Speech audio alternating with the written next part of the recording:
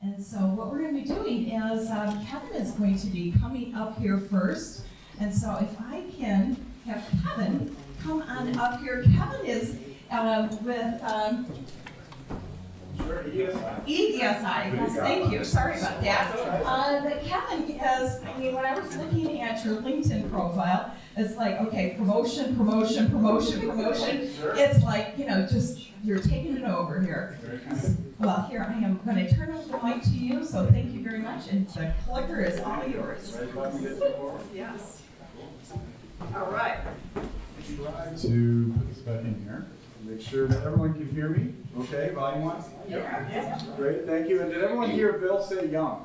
I used to hate that earlier in my career. Now I'm at the age where I'm starting to accept that a little bit more. Thanks for that, Bill, and thanks for getting everyone warmed up. As he said, it's a little bit intimidating to be on a comedy stage, and I won't try to be funny. I'm sure I'll do some things that seem funny from the audience's perspective, but I won't attempt to do any of that. So thank you to ISPI for inviting me tonight. I couldn't be more impressed with the welcome that I received from Mike and Teresa and Cindy and Jennifer. Bill was great. I talked to him earlier, but what a great organization. I could not feel more welcome. So thank you very much for that. It means a lot to me. So I know, keep me honest on the time, 20 minutes, right? Is that correct, Cindy? Yes. So if somebody could shout at me, I do not want to go over at all, so please don't let me do that. We have a hook that will, you know. Please do that. It is a comedy show, right? That's right. Sure. And I will be at Dino's Comedy Castle in Peoria next week. Follow me out there and tip your wait staff, please. So as a good Irish Catholic kid growing up in the Midwest, sharing stories about myself is not something that comes very naturally. I will share this one in service that deals directly with leadership development. And I've been asked tonight to kind of be the practical speaker. I'm the CEO of an organization of about 500 people. We've gone through tremendous growth in the time that I've been with the organization. I'll tell you a little bit about how I got all those promotions that Cindy referenced, because there is a story behind it. And I think it's all related to practical leadership development that has worked for us. So pleased to be talking about that tonight. I started working in the organization, the ESI, when I was 7 years old. My dad founded it and broke a lot of child labor laws, putting me to work. I actually put together my first General Motors training manual when I was 7 years old, 1979, so do the math on that. In our garage with my older brother, and I can still remember vividly watching him pull away to go deliver that training manual. And realized at that moment, and many moments after that it was not my life's work. We figured out pretty early on, being forced to work in a family company, that it either works or it doesn't for you. And I think of things in terms of a job, a career, or a calling. And I thought of that as a job because it was what I was told I had to do.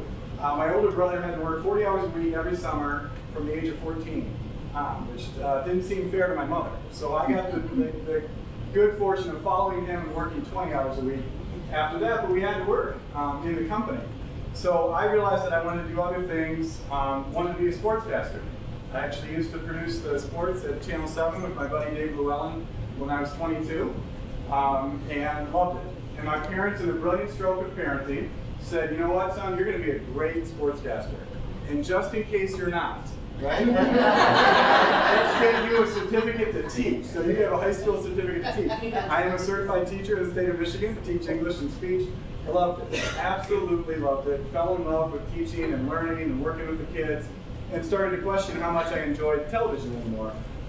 They called me right before I graduated from Albion College, go Brits, and said, hey, we want to offer you $8 an hour to produce the weekend sports. Thank you. That didn't even seem like a lot of money at 21 or 22. So in 1994, I took that job, and if I did, there were about 600 people right behind me that would have taken it, and had a great experience. I really did. I wasn't making any money. It wasn't doing limited home site. I worked with my dad again at ESI. He paid me $10 an hour. Thanks, Dad, for that. It gets more impressive as we move through this. He and I were on a family vacation, and I knew a little bit about what was going on at the company at that time, but I was working part-time. And my days consisted of coming into work and then getting a call from Channel 7 to go cover Lions practice or something. And so it's a little bit unfair to my dad. And we're walking along the beach on vacation, and I said to my dad, I said, well, what's going on at the company that I'm not aware of? And he said, well, funny you should ask. I just got a contract offer to open up a company in Pittsburgh, where my parents were originally from, to place 25 dislocated steelworkers in Pittsburgh that have been out of work for more than 5 years. And he said, I'm not going to do it. And I said, what? That sounds fascinating. Why would you not do that? And we walked on the beach back and forth for 2.5 hours, at which point I talked him into doing that and accepting that contract. And feeling pretty bullied about my curriculum experience at that point, I said, I'll do the training manual for you. So offered to do it, put a team together, put that training manual together, and drove out to Pittsburgh on the first day of a class of 25 steelworkers and never left. I actually went out there with my mentor at Channel 7, a guy named Patrick McLaughlin, and drove out to do a video for my dad and deliver that training manual. And driving back with Patrick about Cleveland, I said, I think I just left what I'm supposed to be doing back in Pittsburgh. And I resigned from Channel 7 the next day, walked into my dad's office on Monday, and I said, this is what I want to do, right? This is my calling. I found my calling. And he looked at me and he said, well, I know why. And I said, what do you mean? He said, you want to help people. And at 22 years old, I really believe now, having 2 young daughters at 9 and 6, I believe your parents know you better than you know you until you're about 26 for women, maybe, and lots later for guys. That's emotional intelligence, ladies, right? So he said, I know why you want to help people. And I said, that's it. You know, I thought it was sports, but I want to help people. And he said, well, how much money do you have in your pocket? I said, well, what business of that is yours? I said, I have about 20 bucks. And he said, how much help can you be for 20 bucks? And didn't think it was a rhetorical question. I said, about 20 bucks worth. And he said, let me teach you how to build a business. Let me teach you how to grow a business. And we did that together for 13 years. It started what I call a 13-year conversation of leadership development, that I had the great benefit to work with a phenomenal leader, a great entrepreneur, and learn from him every day. Go to lunch with him once a week, listen to him. It built a belief and a bias and a mental model for me that if you want to be a CEO, especially in a company about our size, about 500 people, you have to be trained one-on-one with that CEO. And it doesn't have to be 13 years. People are brighter than I am. It doesn't have to take that long. But it was a phenomenal experience, and I'm a real proponent for how we can connect people in that informal learning environment, especially for leadership. So that is the story that I want to tell you in service, because for me it worked well, and it formed a model that we have. My dad was with us, still alive today, thank God, doing well, busier than ever. But I said to my mom, she said to me, I'm going to take that cell phone of his and I'm going to throw it in the Rouge River. They live in Dearborn across the street from the Rouge River. And I said, Mom, you married the workaholic with ADD. I'm not sure at which point you thought he was going to go to Von Mar with you every day. And I knew my mother's son, for sure. We're the exact same personality type. And so my dad and I worked famously together for 13 years. We had 4 arguments in 13 years, which in family business, anybody connected to family businesses? I also have a mental model about family businesses. I believe that they are phenomenal or awful. There are no average family businesses, because sometimes you get a kid like me who wants to prove to everybody that they choose to be there, not have to be there, and they work like crazy for every hour, every day. And then there are other people that don't, and it forms really great or really poor family businesses. But I had a great experience. I was not the second generation pushing my dad out. He had done phenomenal things for me and with me, and we had grown the company from 14 people in one office to about 16 offices and 220 employees. So lots of need for leadership development, practical, on-the-fly leadership development. We did not have a growth curve that looked like this. Like most small companies, it went like this, and it kept doing that. So we had to figure it out. We did not know at that time, and we did figure it out, I think, pretty well. He looked at me at lunch one day and said, hey, I'm retiring. My aunt had worked with us for 18 years. She died 6 months after she retired, and I think that sent shockwaves through my dad's thinking, and said, I want to leave. And he did. Been buying the company from him for a few years now. I have a few more years buying the company. But he's doing well, had a great experience, and as I said, formed a model for me about how leaders should be developed. So for me, it's personalized. I told my story and I shared that with you because I think it connected with me on a very emotional level. I figured out what my purpose was as a leader and built the leadership model around that. Today, when we work with our leaders, I want to get to know them first. I want to get to see what's important to them, and I want to build their leadership training off of that experience. I had a chance 2 days ago to talk to a new leader, Jermaine, out in central Pennsylvania. Great guy, runs a small youth program. Sorry, we do placement work. Still, remember the 25 dislocated steel workers? We place over 100,000 people a year now in 50 offices, from Chicago to Harlem and down to Raleigh. It is my life's work. I adore it and am blessed to do it. Jermaine started, he's got one person on his team, he's a budding leader, and he said to me, what about leadership development? And I said, well, funny you should ask, Jermaine. And we talked over video conference for about an hour and a half. And I learned about Jermaine that his mom was a lifelong career service person in the Army. His grandmother, who also helped to raise him, was a social worker. So both people of service. Jermaine has a great service mentality. He'll fit in well at our company. And I said to him, I'm going to send you a list of books that I've read in the last 2 years. I want you to pick one, and we'll start our own little book club. Just one-on-one. He picked it, I inscribed it, sent it out to him, and he's reading that, and we'll talk one-on-one for the next 2 or 3 months, however long it takes him to read that book. That's one piece of it. I'll get into some more later. But everything that we do with Jermaine in leadership development will be foundationally centered around service and how he can serve others and form partnerships with people, both within the organization and connect with other organizations too. So his is personalized, as is all of our leadership training. Excuse me. It's purposeful. I really believe, and you're all experts in the room, right? So I'm not going to teach you anything tonight. I can tell you practically about what's worked for us. But I think the biggest challenge that we've had in many ways is why, right? It's not what the training is, but it's why. Why would our leaders change? These are all high performers that we've tagged for new opportunities, and exactly who they are is exactly who they're comfortable being. And to change any of that to them is very, very threatening. So to convey to them why would they change, a lot of my work is done helping people to see what I see. And I try, in my words, to put people in front of a better mirror.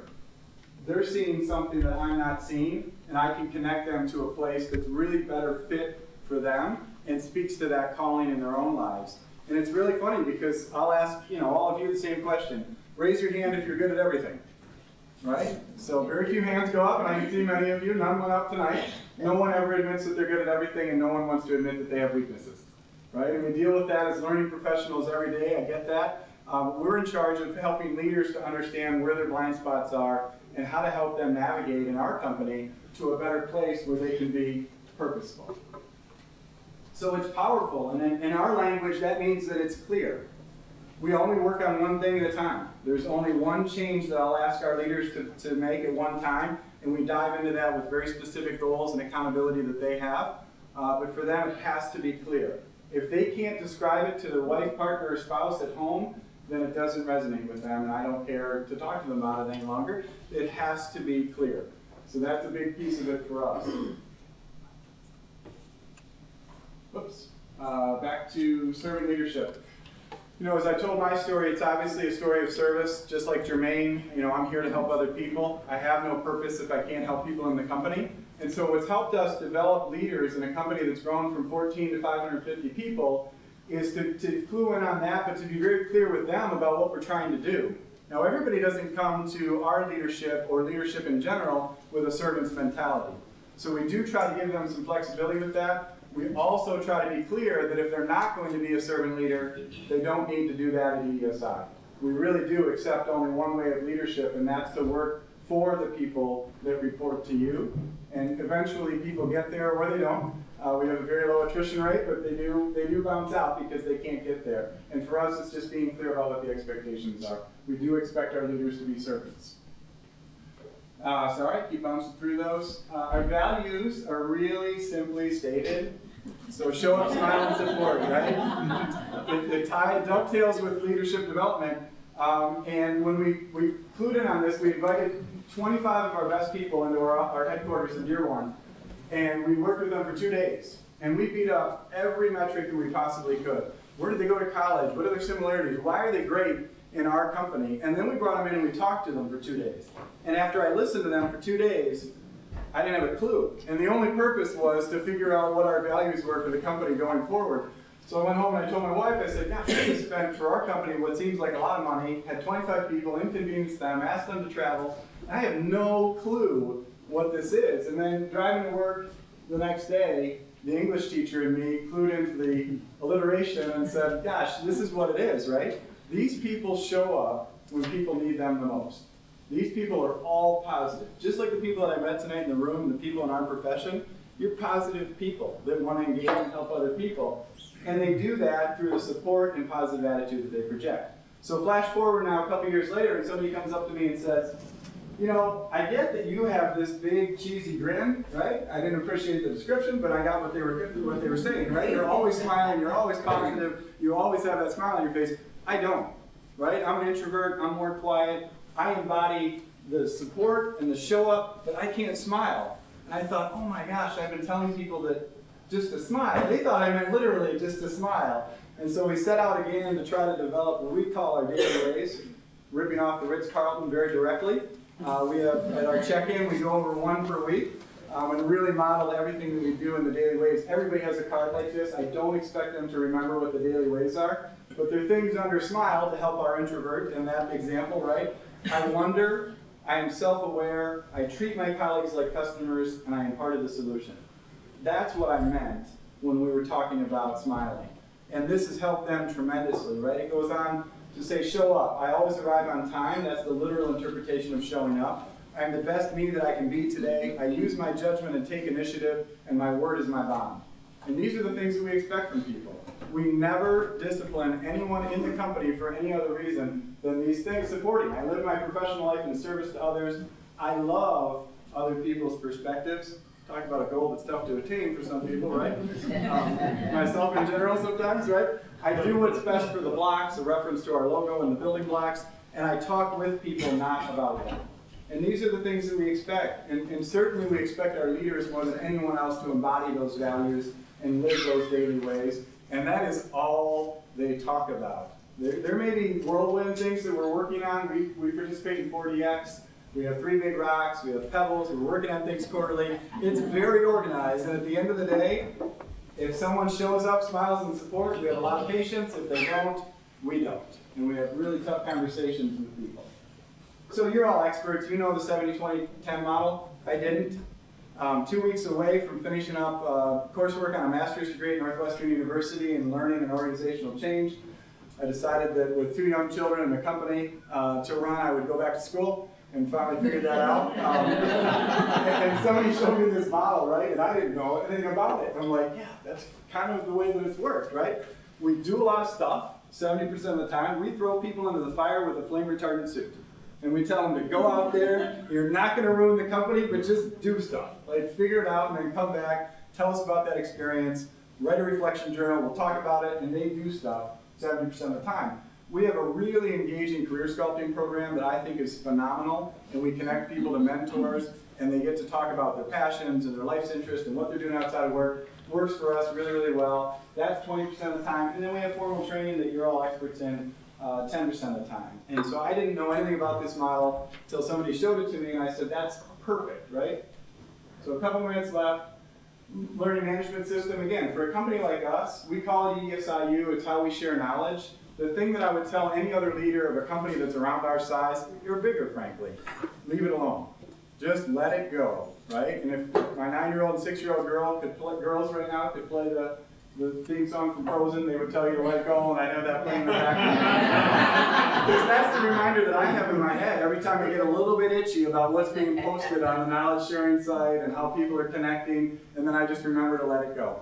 Because it's not a tool for me as a leader, it's for everybody else. We do have a leadership page, but that's for them to share and for them to own, and I love it. And it's taken us places that I never thought we could go.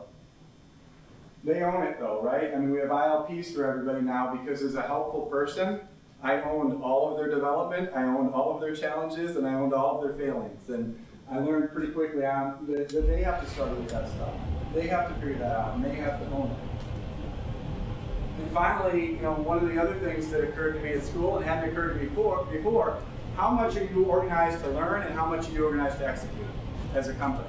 And as a person that's in charge of what doesn't seem like a small company to me, might seem to some people in the room, but doesn't feel that like that to me, it's hard, right? It is hard to step away from execution and say, simple example, right? If I'm walking around the office carrying a book, and you can try this sometime, just walk around your office carrying a book that has nothing to do with what you're doing as a company and see how people react.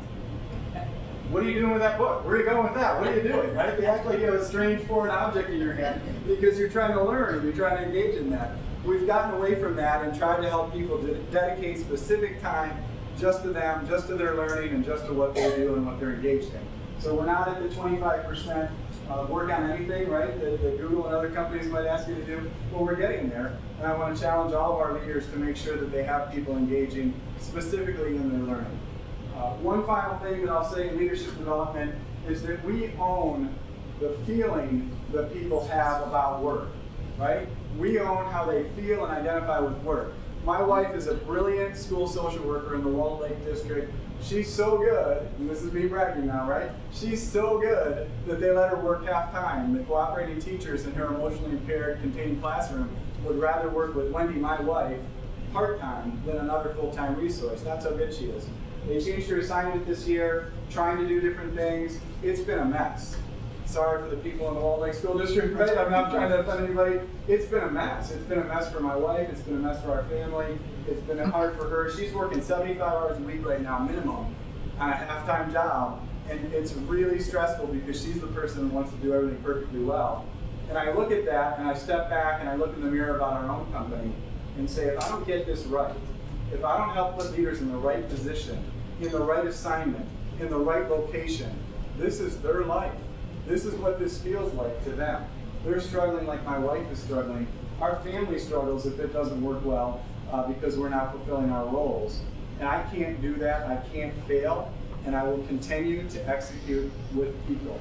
We will execute with people, but we will learn and help those people learn. So to me, the bias is I hope everybody in the room has, because you are experts, it's about people, it's about people, it's about people. And we have the opportunity to make their lives and careers more fulfilling, and there is no separation.